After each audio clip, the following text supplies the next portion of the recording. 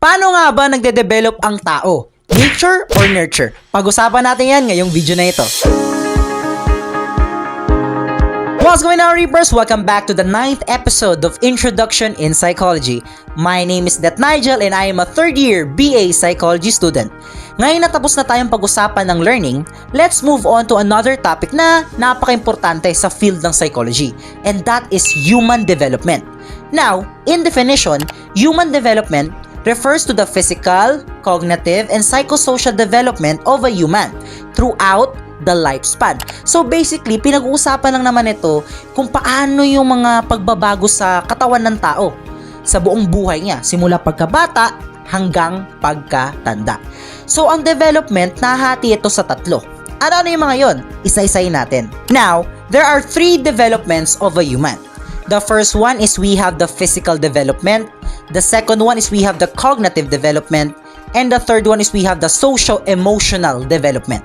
Unahin muna natin si physical development. In definition, physical development refers the growth of the body, brain, and motor skills involving improvements in muscle control, coordination, and sensory abilities. So, basically, this really talks about everything about our physical body na nag-grow from infant to adulthood. The second development naman is the cognitive development. So in definition, cognitive development is the growth of thinking, reasoning, and understanding, encompassing skills like memory, problem solving, attention, and language. So basically, etong development na to focuses on our brain. So lahat yan, dito yan sa utak natin.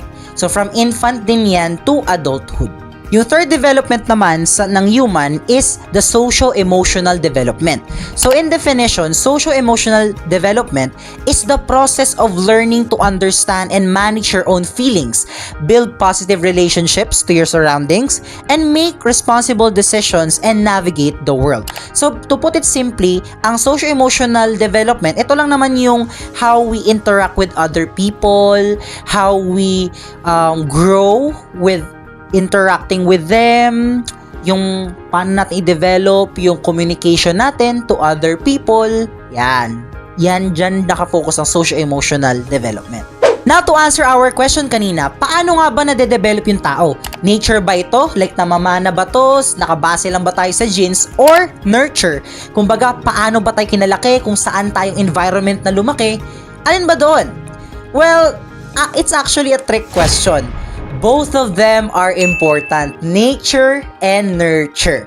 Because again, yung nature, yan yung natin, genes natin, yung traits na namamana natin sa magulang natin. For example, eye color, skin natin, facial features natin, pag-uugali rin natin, minsan namamana rin yan.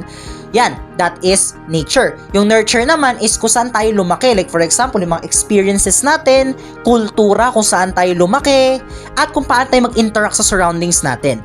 So both of them shapes who we are. To better understand nature at nurture, let's have an example. Let's say we have a child na merong gene ng matangkad. So that is our nature. Meron siyang gene na matangkad.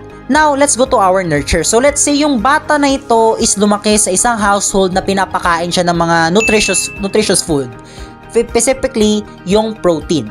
So, lumaki siya eating rich protein food. So, ang nature niya is meron siyang matangkad na gene at lumalaki siya sa environment na pinapakain siya ng mga healthy foods. Eventually, ang maging outcome niyan is magiging matangkad yung bata. Now, ano naman mangyayari kung ang isa sa kanila, nature at nurture, may defect? So let's say, for example, yung child is merong matangkad na gene. O yan, nature. Next is yung nurture niya, doon may defect. Let's say, lumaki siya sa environment, lack siya ng mga protein-rich food. So therefore, eventually, mamimili yung body na yan. Kung whether ipapatangka rin niya yung bata or syempre, magkakaroon ng problem. So syempre, our body will choose to adapt. Ang outcome niyan is average lang yung height ng bata. Pero depende pa rin yan.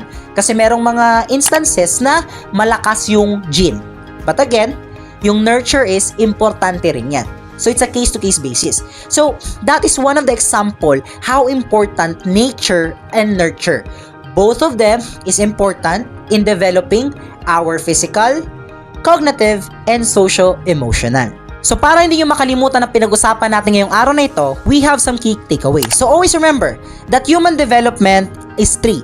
We have the physical, cognitive, and socio-emotional. Always remember then na ang ating development is influenced by two, nature and nurture. At ang development, always remember, lifelong po yan na process. It never stops. As long as buhay ka, tuloy-tuloy ang development. Hindi po siya natatapos kapag natungtong nyo ng adulthood. Hindi po siya natatapos doon. Tuloy-tuloy po ang development hanggang sa kaduluduluhan ng buhay nyo. So always remember, Reapers, that human development is not just a topic, it's a part of everyone's life. At hanggang buhay ka, tuloy-tuloy ito. And I encourage you to observe your surroundings. Kung may kakilala kayo na baby or may kapatid kayo na baby, obserbahan nyo yung development na ito. So, on the next upcoming episode is we will dive deeper on this topic about human development. So, yun lamang po, Reapers, ang ating video ngayon. Don't forget to like, share, subscribe to my channel, and please follow us on our Facebook page. So, i-share nyo na to sa mga psych friends nyo or yung mga friends nyo na curious sa development.